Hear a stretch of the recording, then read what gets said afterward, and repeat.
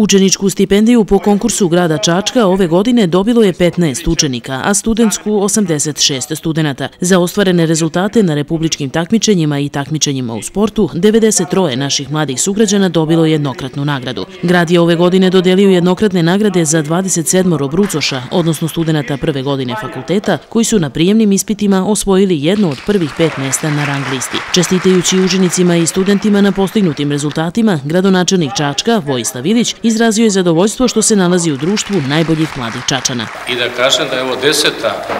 godina kako grad Čačak pomaže najboljim učenicima i najboljim studentima za njihove rezultate.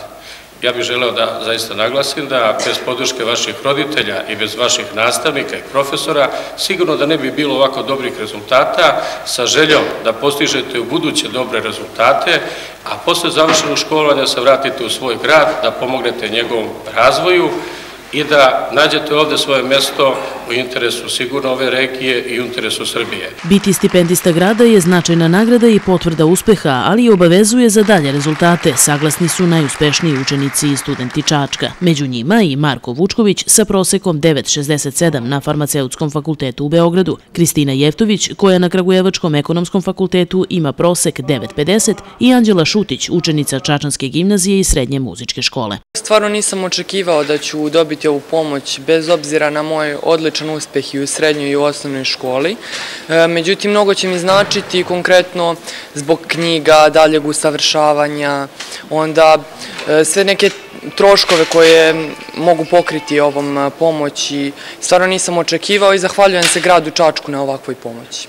Ja sam veoma zahvalna opštini na ovakvoj vrsti stimulansa. Nije prvi put da opština pomaže i đake i studente i nadamo se da će se ovakva vrsta podrške i dalje nastaviti. Ja mislim da je to lep podstrek da nastavimo da budemo dobri đaci i dobri ljudi i opština nam u tome pomaže, darivajući nam ovu nagradu. Predsednik Komisije za finansijsku podršku učenicima Miroslav Spasojević poručio je nagrađenim učenicima i studentima da za uspeh nije dovoljan samo talenat, već je potrebna i upornost i istrajnost u radu.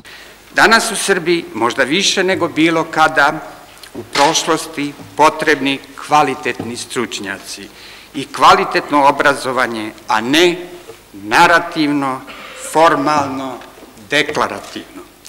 Nikakve deklaracije, bilo dakle da dolaze i bilo kakvo zvučne, ne mogu da unaprede naše obrazovanje ako vi to sami ne učinite učenjem.